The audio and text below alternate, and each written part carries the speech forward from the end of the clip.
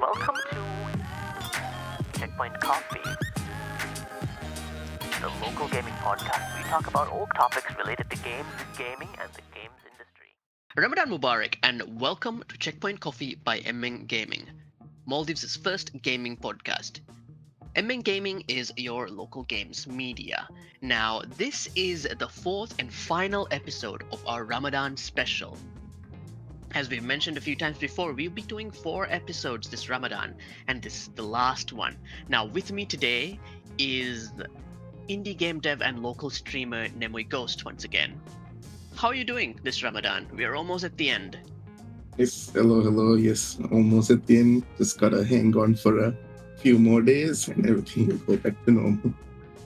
Fair enough. Now, today, after 3 weeks of, really chill topics, really comforting topics that most people can just, bob their heads to, I've decided to go with something a little spicy. I think that it would be good to finish Ramadan off with something that'll definitely grab people's attention and get them talking.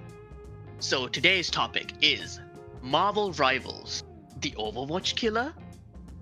Now, before we delve deeper into this very spicy topic, let's talk about something that we've been doing throughout this month of Ramadan with our special episodes, dear listeners, the Nemui Gaming Quiz. Now, we've been asking a multiple choice question about gaming, and from the correct answers, we've been picking a lucky winner to give an MVR 500 gift card once a week this Ramadan. To take part, all you have to do is join our Discord server, link in the description below, and go to the Nemui Gaming Quiz channel and cast your vote in the poll. The poll will be open for a week. Alright, so before I drop this week's question, I think it would be a great time to pick winners from last week's question. These are all the names of the folks who got the answer correct, so first of all, let me just say congratulations. Also, secondly, it's kind of awesome that no one actually got the answer wrong. I guess everybody knows a lot more about Pokemon than we assumed. In any case, Mika, spin the wheel. Let's see who the real winner is this time.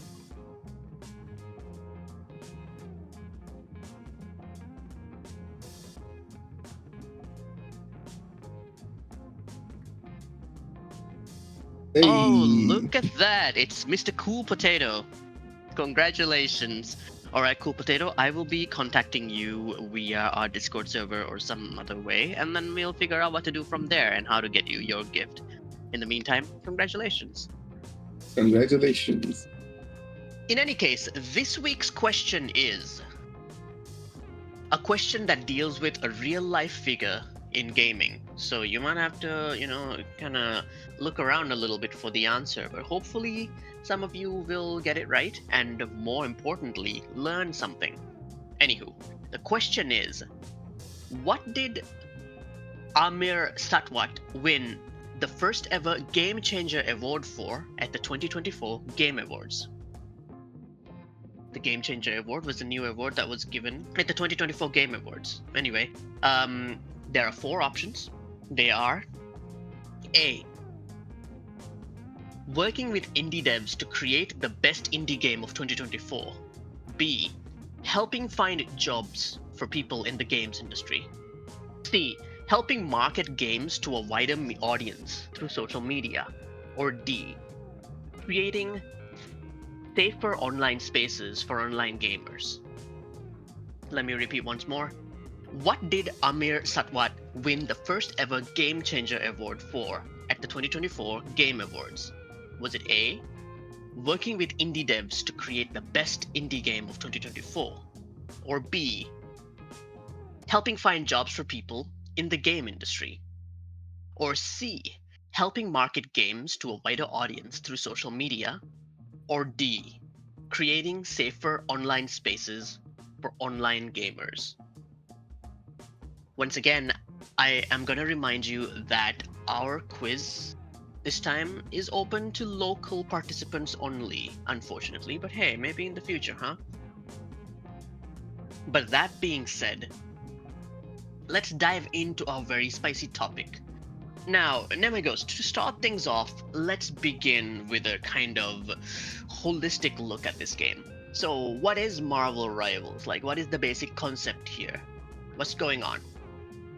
All right, so for if those that don't know, Marvel Rivals is the new hero shooter game. So this is basically similar to like your normal first-person or third-person shooters, except instead of like something like Call of Duty where you pick your loadouts, where you choose like your guns, your grenades, your attachments and stuff. You basically have a character that has their own unique kit, their own unique abilities, weapons, guns, etc. And you gotta learn to play each character differently, like because they all have different skill sets. So you gotta like get used to it all separately before you can like really say like yeah. You can start flexing around the different characters. Right? So it takes a while to understand each character, right? Unlike Yes. something like Call of Duty, where it's just different types of guns, right? Exactly. And this hero shooter thing kind of came into prominence, I would say, early 2010s era, right? With Overwatch and games like Paladins and stuff.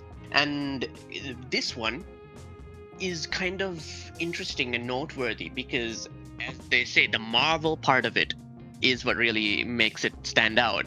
All the characters in this game are from Marvel Comics. We're talking Captain America, we're talking Spider-Man, we're talking Wolverine, we're talking, oh gosh, I don't know, like Namor, if that's your favorite guy for some reason. The Winter Soldier's here. They even brought Hela from the Thor comics, Thor himself, Bruce Banner, the Hulk, Rocket Raccoon. Like, there are so many very popular and also very niche characters, right? So let's talk a little bit about this roster that's there. Like, what are your thoughts overall on the not only the different characters that are present, but how they're grouped? To my knowledge, there are 3 different categories these characters fit into, yeah? Yeah. So the 3 different categories would be duelist, vanguard, and strategist. But more commonly, like you can more understand this more better as DPS, tank, or like support, respectively. Right? I feel like most people are used to that terminology, so I'll going forward. I'll be like referring to them as that instead. Fair enough. So, what kind of characters fit into these 3 different roles in the game? So the DPS characters, they're like the main damage dealers of the team. So like they're really high skill playmakers of the team that goes out their own way to get as many kills and does as much damage as you can. Whereas the tanks are the ones they're sort of like leading the team. They are the ones creating space, protecting the team, making sure no one dies. Then we have these supports, which are the healers of the game. They're the ones. They also make sure that the team doesn't die in their own way, but they also support the team with various different utilities such as damage boosts, damage reduction, etc. Now, one thing that really caught my attention personally was the fact that a lot of the Marvel characters that are grouped into this kind of like you can see why they would be what they are, right? Like, for example, the Hulk is definitely a tanky guy, and so he winds up in the tank category, right? But then you have Spider-Man or Wolverine, who like has massive DPS energy even in their like original comic books and movies and cartoons and whatnot. So they place themselves firmly in the DPS category. But then there are some characters that do surprise me, like Rocket Raccoon as a support. I love using him, don't get me wrong, but what's he doing there? Yeah, they definitely had caught us off guard with some of these placements. I myself was pretty surprised to see Doctor Strange in the tank category. But after seeing the way he was playing, does kind of make sense that he does put up like a big shield to protect everyone and such, right? Even though I mainly remember him as like a wizard that uses magic whose physical body is actually pretty weak. No, that's very true. So it's nice that they've actually like used their creativity to make the character fit into roles, and it actually makes sense when you think about it. It really does, and when you see them function in their roles, I think that it kind of makes a lot of sense as well, right? Now, based on all the characters in the game, who would you say are some of your favorites? You do yours and I'll do mine. My favorites so far, how about I name like around like 2 characters from every role.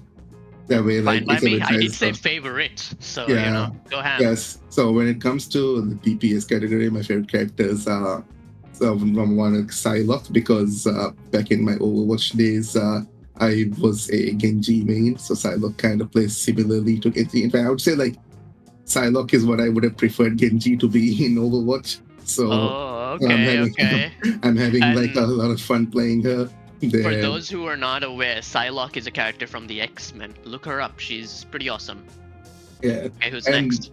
the second one is a DPS that I was actually kind of surprised that I ended up picking up and like quite a lot. It's actually Bucky, aka the Winter Soldier. Hmm.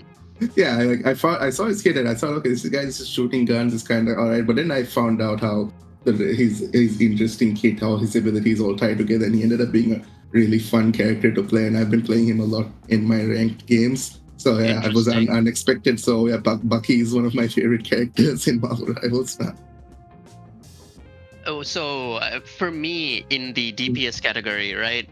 I think this is like my least played category, but out of these characters, I would say the ones that I enjoy playing the most, one of them is Wolverine. I really like the way that his kit works and the way that his moves and animations are. Plus the voice. I think they got Steve Bloom to do it, and if you don't know, Steve Bloom is the guy who voices Wolverine in like every cartoon. And it sounds very familiar. It's like the very familiar Batman voice that used to exist before the passing of the voice actor, rest in peace. Another DPS character that I really like is Spider-Man. See, I'm not good at using him, but having a good Spider-Man on your side can result in some very unusual things happening. Like enemies just getting pulled into the danger zone and stuff like that. I think it's pretty cool. So what about tanks? Any tanks that stand out for you? Yeah, for tanks, I'd say my favorite tank to play right now, which again was another character I didn't expect much because when I first picked him up, his kit felt horrible to me until I sort of like thought about it and grew to understand it a bit more. Then I started liking him a lot more. It's Magneto, another X-Men character. Yeah. Let's go, X-Men. Yeah, X-Men doing a lot of work here. So yeah, Magneto ended up being really fun. So he's like my go-to tank to play if I ever need to fill in during a ranked game. His ability is really fun to do, and his ultimate is actually one of the most satisfying to land. And also, Magneto himself is a really cool character from the X-Men that I really like too. So that's another thing going for him. As for my second favorite tank, it's actually not a character that I'm very good at right now, but he's still really fun to play regardless. It's Steve, Captain America. I just realized. Really? I realized that my top two characters for DPS and tank are both X-Men and Captain America characters. So interesting. Okay, go on. Yeah, because when it comes to shooters like this, I really like these fast-moving, agile characters, right? And Captain America is one of the most like agile tanks in the game. And when you use his ultimate, I would say his ultimate voice line hits the hardest out of every character in the game for me anyway. The way he screams assemble, it's just like it just chills down my spine. Yeah, like that quote, Avengers Assemble is one that is very like relevant in the comics, and it's really nice to have him yell it out in voice, so we finally get how stirring it can be and how it actually functions as a battle cry to get all these heroes to be like, okay, it's go time. You really feel it in the heat of the moment, I think. Yeah, but my only complaint about that would be the voice line where he screams assemble, or it only plays if you are playing as him, or if you're on if the enemy Captain America screams it. If your ally, like the game does this thing where if an ally ults or an enemy ults, the voice lines are different, so the players can identify whether it's an ally or an enemy ulting. So when the ally Captain America ults, the voice line is kind of lackluster. But when the enemy ults, you can really like feel it. But like it should have been the opposite, huh? Yeah, unfortunately, it's the enemy team that's getting inspired by this, right? So all right. So in my case, right, I want to shed some light on the Hulk. Okay. It's not necessarily that I think he has like the coolest moveset or anything. It's just that like that character Diva from Overwatch, right? How they're in a mech, and when the mech is blown up, there's like the puny Diva, right? I love the fact that this concept has been transferred over to the Hulk. Because when you take him out, Bruce Banner is still a problem. right? I Yeah. think that's such a brilliant application of this idea, and I think that's just amazing. As for other tanks, I'm gonna shout out my guy Groot. I think Groot. He doesn't say much. He does his thing. He creates like walls and stuff. He can be a real tricky character to deal with. But I think that is cool, and I love the fact, by the way, while we're talking about this, that different characters actually have synergies with each other where they can work together or boost each other up, right? Like that's Yeah. a really cool thing that happens. So Groot and Rocket Raccoon have a thing going on. But anyway, now let's talk about supports. Any ones that stand out to you? Alright, so my top two favorite supports actually are Marvel characters that I've never heard of until I started playing Rivals. Oh, Yeah, I actually these two or three actually came out of nowhere. So number one would be Luna Snow. I've never heard of her until I started playing this game, but she was very fun to play because it feels the way her healing works. It feels similar to Ana from Overwatch, where you have like a very precise weapon that damages enemies and heals allies. So there's not like for other healers, they have a very specific healing button and a damage button. Whereas for Luna Snow, it's the same button. It's just that based on your aim, who you're aiming at, it either does healing or damage. So there's a lot of aim involved. So I really find her satisfying to play. So I personally really love her as well because her movement is so fun because she ice skates all over the arena. She has ice powers, and I think that's just awesome. Yep. So yeah, overall, like very fun character to play.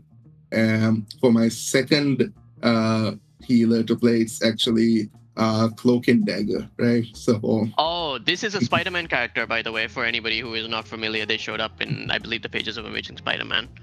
Go on. yeah. I found out that she was in the Amazing Spider-Man like after I started playing Rivals. So yeah, like Cloak and Dagger. She was the first healer I tried playing because like it was this like it's the first one that showed up on that was like near my mouse when I was picking a healer. So yeah, it's just a random pick, and she was like pretty easy to play because there is like an auto aim to it. So in contrast to like Luna Snow, which requires you to be able to have pretty good aim to play her, Cloak and Dagger is a lot more forgiving. So, both them being my first healer was like a pretty good entry to me, and like every time I need to like relax, like if I don't feel like my aim is on point for the day, I can just fall back on Cloak and Dagger and keep him alive. And the fact that they also can like switch forms, so like Dagger for healing and Cloak for damage, offers like the team a whole lot of utility. Plus the design is also really cool. So let me also kind of put in a little bit of comic book lore over there. Cloak and Dagger are actually a dual character. There's two people there: Dagger, the girl, and Cloak, the guy, right? And Dagger is somebody who basically produces an excess of energy, and Cloak is somebody who can absorb basically limitless energy. So there's a bit of a synergy there, and their backstories are kind of linked as well. So they function as a duo, and I think that it's really cool. It has that Moira vibe of healing and hurting, that you can flip between, right? Yeah. Now, as per me, right, one of the first healers that I want to highlight, this guy I actually play quite often, is Rocket Raccoon. Like, I don't know why he's a healer, but I actually like that he is. Like, he can provide shields. He can revive people who are dead, right? But at the same time, his whole thing is that he has this big gun, and like, you don't even need to really hit your allies to heal them. Just send these bouncing like projectiles near them. And for a person like me who is still kind of working on their aim, this ends up being very helpful. Just send this thing bouncing all over the place, and you do good. The next healer I want to highlight, I think, is somewhat of a controversial character among some people, which is Jeff the Land Shark. I want to highlight him for several reasons. First of all, I think he's really, really cute. Okay, that's just a thing. Secondly, I really like how his abilities work. The fact that you can kind of send out a gust of water, or you can leave out these healing bubbles that players can pick up at their leisure, right? But I also really like his ult. I mean, I don't like getting hit by it, but I certainly like hitting people with it, where he creates a kind of whirlpool thing, and if you're in it, he's gonna chomp you, carry you far away, and then expel you. And there have been more than one instance of people doing that and expelling us off the map and killing the whole team, which is a thing that some people really don't like. But it's his kit. It's what he does. Then there is ample opportunity to dodge, with many characters having movement mechanics explicitly to dodge things just like this, right? So I want to shout out to my guy Jeff. It's not every day that you get to have a character called Jeff among the ranks of Captain America, Thor, Iron Man, and Jeff. But there he is. All right. We've talked about characters enough. Now let's talk a little bit about the gameplay, right? So, in Marvel Rivals, the first thing I want to talk about is game modes. What kind of game modes are available for players if they're wanting to get into this game? So far, the main game modes would be like the quick play and the competitive game mode. So within those, there are actually three different game modes. So one of them is called Convergence. I will leave that for last. So one of them is called Domination, which is basically two teams need to fight each other or to over control over 1 point, right? So kind of like capture the flag in a way. Yeah. Overwatch players will refer to this as the control point, right? So there'll be three objectives that the players will be fighting over, and the first team to take control of two will win the match, right?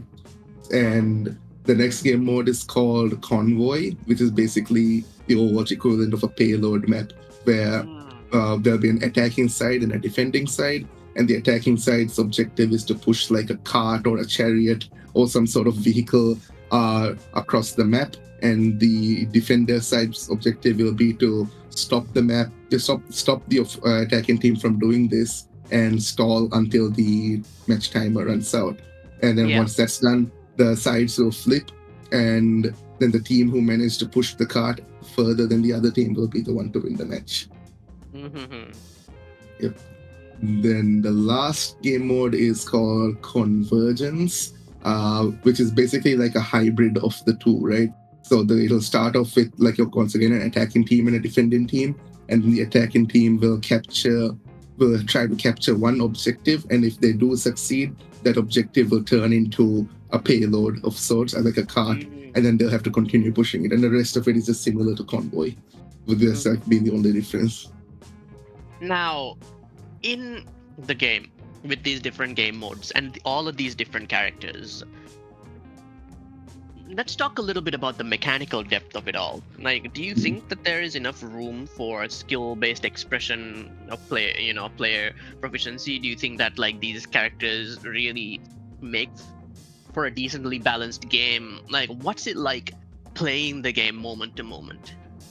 Okay, so when it comes to skill expression, I would definitely like to say that there is a lot of room for skill expression, more for some characters than the other, but it is there. As for game balance, I wouldn't say that it's the most perfectly balanced game there is, right? There are, and I feel like anything I would say would be completely subjective, because there are some people that feel like that the game is in a pretty okay state, could use some improvement, and some people that say that there are some characters that are in dire need of some adjustments, and that certain meta teams are more powerful than the other. But in my opinion, so far for a game that's only been out for a month or two ish, it's done a pretty good job, especially considering how many characters there are on the roster right now.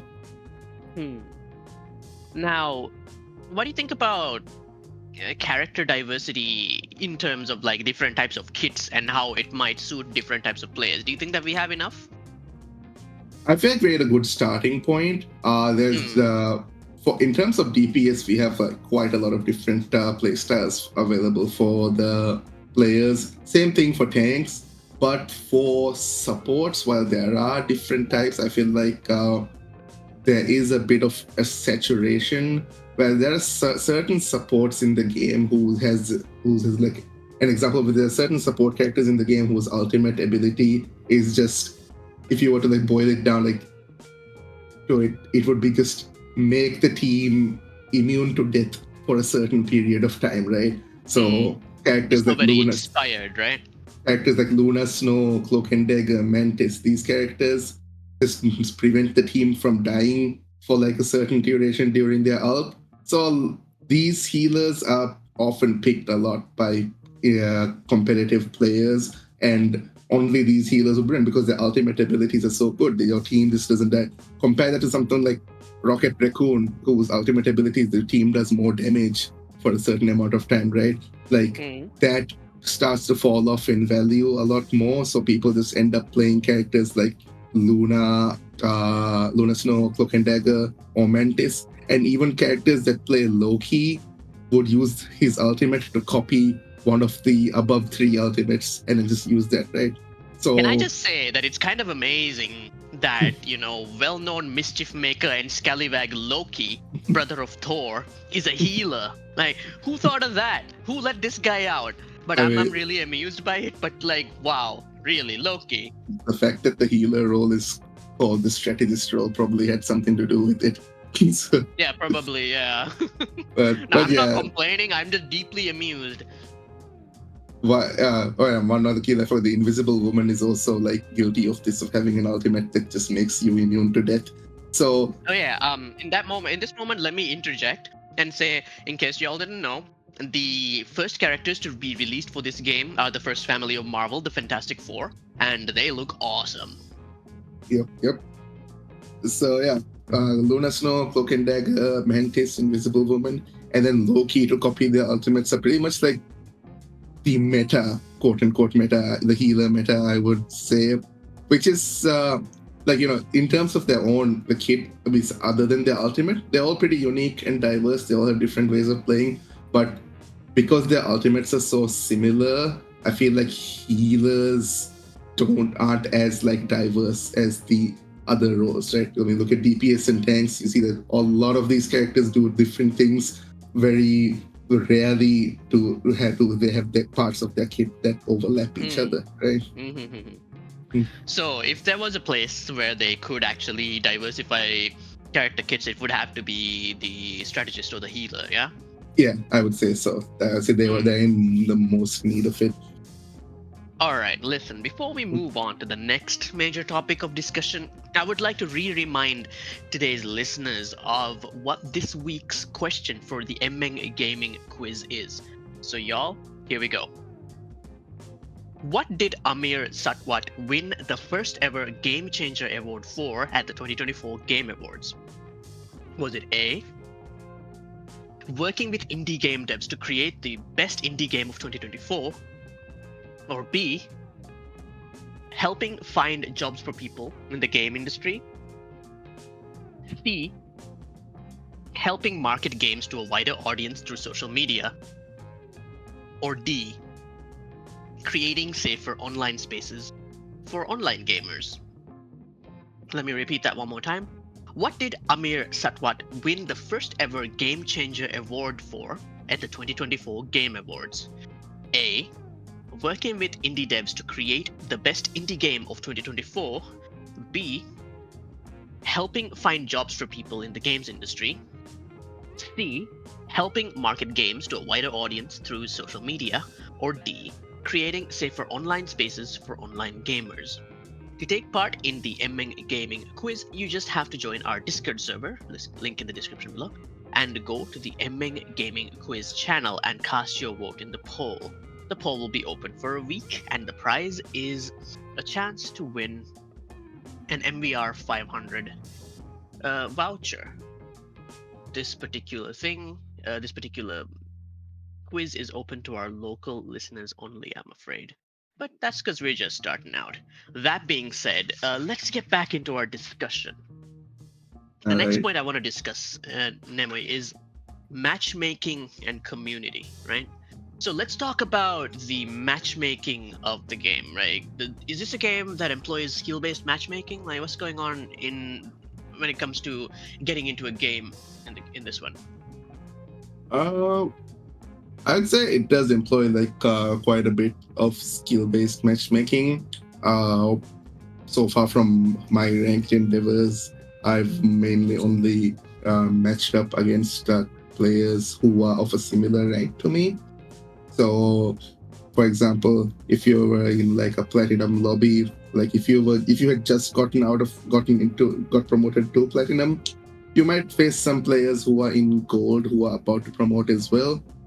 And if you're about to promote out of platinum into diamond, you might face some diamonds who just got promoted or are on the verge of falling back into platinum as well, right? So I can say that the game's matchmaking is pretty decent in that sense, where I'm not getting matched with or against players who are way out of my rank, which has happened more often than not in some other competitive games that where I would like sometimes be matched up against someone who are like 2 entire ranks above me or 3 entire ranks above me, right? Mostly it's just been players similar rank for me in Marvel, but that might also have to do with how there are a lot of people playing the game right now because it's new, so there isn't really like a shortage of players to look for, right?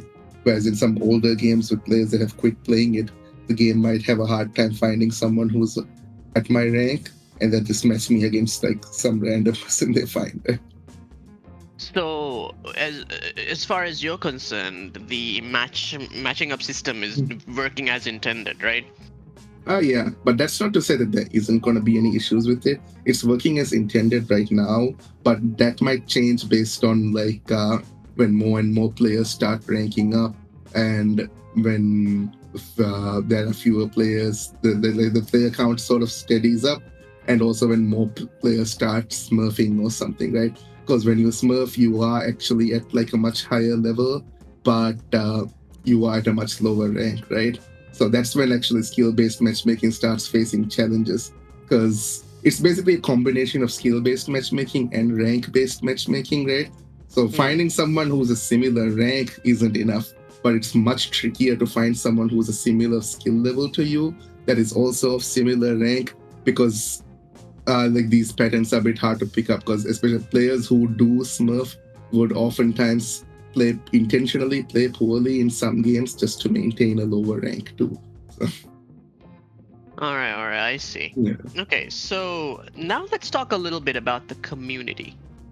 All right. This is something that I think when it comes to online games, it's important to discuss, right? Yeah. So, how is the community of Marvel Rivals, especially when it comes to playing against them online? Oh, that's god awful, I would have to say. Oh wow, okay, go on. I mean, like, of course, there are some games where I do meet quite a bit of friendly players where we can just cooperate, have fun, and win games as a team. But as a majority of the time, there's always some toxic fight going on, even if it's not directed at me.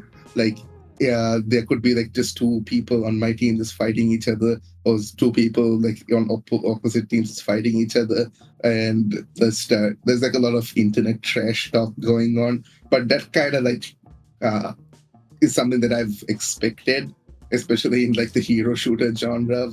That is pretty common, because like especially also since like the kind of thing was pretty common in Overwatch 2, and a lot of players in Marvel Rivals were people who migrated from Overwatch as well. So.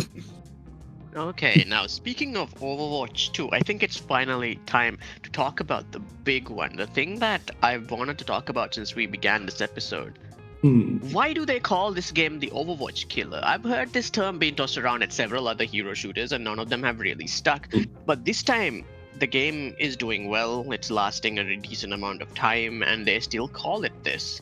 So, what do you think? Do you think this is that? Do you think that it stands a chance to properly challenge Overwatch? Like, what are your thoughts on the future and longevity of the game versus, let's say, the other game? Alright, so the reason why this whole Overwatch killer thing started was because back in like 2016, 2017, Overwatch was released. Like, you know, it was 2016, yeah. It was released in 2016, and it sort of made like hero shooters really popular. There were hero shooters before Overwatch as well. Kind of like people would remember Team Fortress 2, right?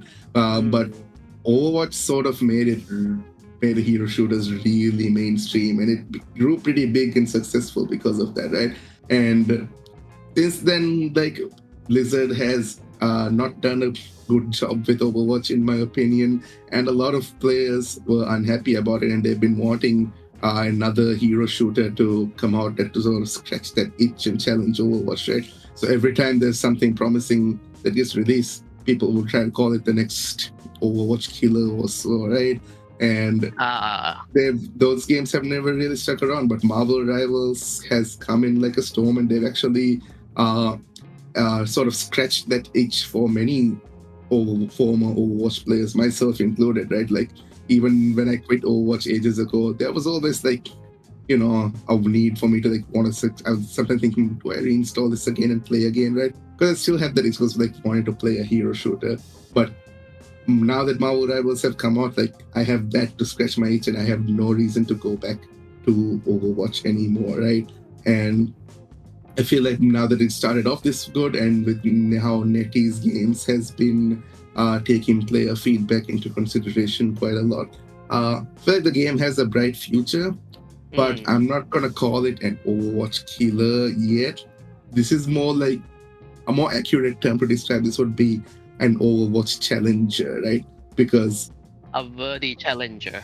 Yeah, because it's like, Overwatch has been like the dominant hero shooter for so long, and up until now, the only quote-unquote competitor it had was Valorant from Riot Games, but those are actually two very different games. Overwatch is more of an action. Definitely true.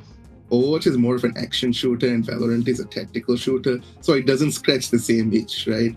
So Overwatch kind of has gone unchallenged, and because of this, there's actually no incentive for Blizzard to improve the game. But about a month or so after Marvel Rivals released, Overwatch came out with a big update which added like something called hero perks to the game, which sort of made the game like, fresh again for a lot of players, and a lot of players, quite a few players actually went back to play it and are enjoying it now too. So basically, the existence of Marvel Rivals makes it so that Blizzard has to pick up the slack and improve Overwatch. So in a way, this is actually kind of good for Overwatch. The game will improve if it wants to stay relevant.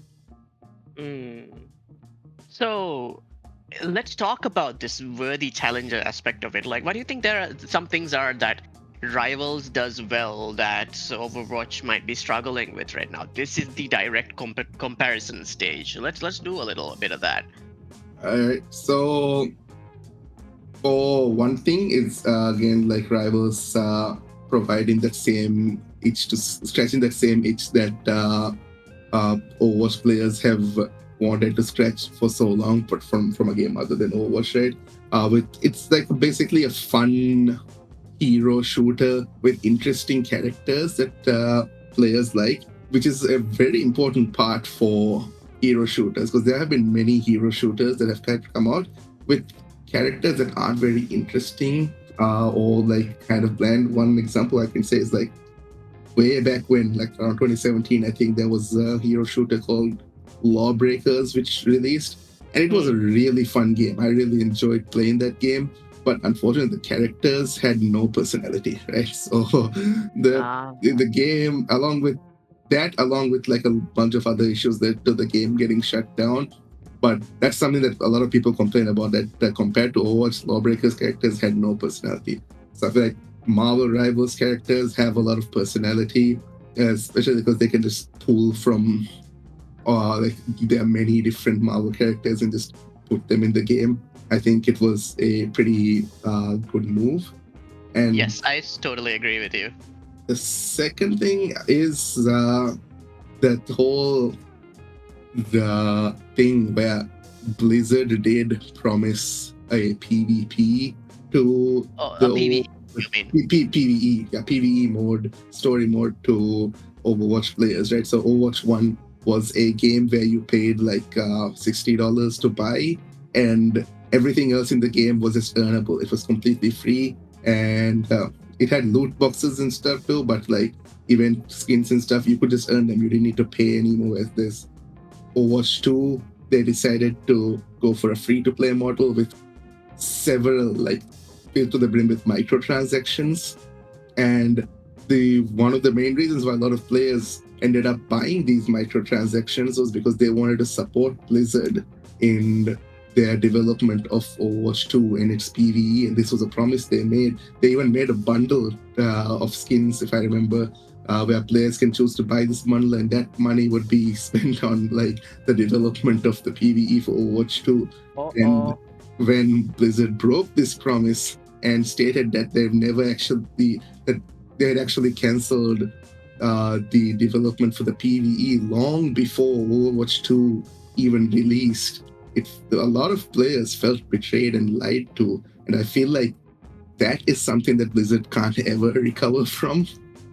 So, whereas You know what? Marvel, Let me just get a word in here, and I want to say that like it's important for listeners to understand that we're not doing this because we necessarily hate Blizzard. Now, when it comes to MN Gaming and its stance on various game companies, for each of us, we have a different stance. But for me personally, the stance has always been, I'm with the players, the customers, the people who are actually paying their hard-earned cash to do this because they simply love gaming enough. And I'm always advocating for these people to be treated well, for their time to be respected, and for the money that they put in to go towards causes that they actually benefit from, right? Player-friendly game design. That does not mean every game has to be for everyone, but there should be a game out there for everyone, is what I strongly believe. And in this situation, asking people for money and building up expectations and then revealing that, hey, we weren't working on this thing at all this whole time, was not it. That was not a nice thing to do to the players, and I think that their outrage is very justified. yeah, it's why like a lot of people started seeing Overwatch 2 as like a huge cash grab. They just changed something that they already liked and just turned it into something very predatory. Like just or any skin that released in the game, the players had to buy. There was like no way around it. It's like in Marvel Rivals, it started off as a free-to-play game, and a lot of the skins in the game are very earnable too, right? Like I'll say this: Marvel Rivals also has microtransactions to buy these skins and stuff. A lot of cool skins you do have to like pay money for, but there are also a good amount of decent skins which are earnable for free, and the battle pass itself also gives you like quite a lot of rewards and like enough in-game currency to buy a separate skin. So while Rivals also does do this, it is on a much lesser level, and they never made any promises to the players for spending money on them. Okay? Yeah. It is also kind of like a stab in the back for players who bought Overwatch 1 because they got nothing out of this, right? They got some like low-level in-game currency for like buying Overwatch 1, and Overwatch 2 became free-to-play, and then anything new that they had to pay extra money for. Wow, that is terrible. Okay, Yeah. okay. So, to summarize, a game that scratches the itch for a good hero shooter with characters that seem to interact well with each other and allow for skill expression, with decent matchmaking, right? And so far, player-friendly monetization equals a game that provides an adequate challenge to the throne on which Overwatch has been sitting on this whole time. Yes. Did I get that right? Yeah, and I'll credit NetEase Games a bit more because around the time Marvel Rivals came out, there was this opinion floating around that Marvel Rivals was only doing this well because it has the Marvel IP, right? The rep. But I don't think that's true at all, because Marvel, there have been like several Marvel games made over the past couple of years. Can we also remind you that Marvel's Avengers is a thing? We have a review of it on our YouTube channel. You might want to check that out. But basically, the gist of it is that this game was mediocre. Yeah, Marvel's Avengers is one. Marvel's the Second Sons. A lot of Marvel games actually flopped in the past despite having that IP. But Rivals is one of the games that actually did well despite it. So the Marvel IP doesn't have anything to do with do with it, I would say. It's just a good game. Fair enough. Now, before we end, the last question, this one a little bit on the softball side. What is one Marvel character from the whole, like Marvel canon that you would really like to see in Marvel Rivals that we don't have? Right off the top of my head, Gambit from the X-Men. Oh, that's a good choice. Oh my Yeah. god, it would be so cool. Yeah. But why Gambit? I ever since I watched X-Men Evolution as a kid, Gambit has been one of my favorite characters because he's just so cool, right? Like I didn't even understand proper English when I was watching this show, but I saw this guy with exploding cards in a cool trench coat. And he's throwing these cards and weapons that stick to like the wall, they explode, and he's just walking away, not looking at the explosion, like because he's just Cool guys that don't look at guy. explosions. Yep, Yeah. I see ya. Alright, fair enough. Now, I don't want to seem like I'm imitating you because my pick is an X-Men character too, but this guy's like my favorite Marvel character of all time. Where is Cyclops? We need Cyclops in this game. Please, NetEase. I would love it. I know that this guy does one thing, but he does it so well. He's like the GOAT. So please, I will become, like a high-ranked player when you add Cyclops into this game. I'll play it every day. Anyway, jokes aside, that brings us to the end of our last Ramadan 2025 podcast series. Nemui, I want to say a really big thank you once again for joining us and having this really fun discussion. I really enjoyed seeing this thing from your perspective. You definitely play this game a lot more than I do, so it was nice to hear all the insights that these experiences have brought you, right? And I also want to shout out to the audience. We hope you enjoyed our discussion. And hey, a quick reminder. We're still doing MN Gaming Quiz, the last one. This week's question is, what did Amir Satwat win the first ever Game Changer award for at the 2024 Game Awards? Was it A, working with indie devs to create the best indie game of 2024, or B, helping find jobs for people in the game industry, or C, helping market games for a wider audience through social media, or D, creating safer online spaces for online gamers? Just to repeat one more time, what did Amir Satwat win the first ever Game Changer award for at the 2024 Game Awards? A, working with indie devs to create the best indie game of 2024. B, helping find jobs for people in the game industry. C, helping market games to a wider audience through social media. Or D, creating safer online spaces for online gamers. To take part, you just have to join our Discord server, link in the description below. Go to the MN Gaming Quiz channel and cast your vote in the poll. The poll will be open for a week, and we will announce the winner for this last one in our next Checkpoint Coffee episode, unless we do it on social media. We're still figuring that one out since it is the last one. Anywho, thank you so much, Nemui Ghost, for joining us. I hope you had a good time. For me, it was a very fruitful discussion. Yeah, no problem. It was my pleasure. All right, sounds good. So, all that said, we are gonna throw the question over to you, listeners. Do you think the Marvel rival is the Overwatch killer or challenger, as Nemui put it? Let us know in the comments below. And don't forget to check us out on YouTube and Twitch, links below. And we are also on Facebook, Twitter, and Instagram, handles also below. Thank you once again, and we hope to see you in the next one. And now that we're almost at the end of Ramadan, I kind of say Ramadan Mubarak, so I'm gonna say Eid Mubarak in advance. Maybe I'm the first one to wish you. Eid Mubarak. And he would be the second one. Bye bye.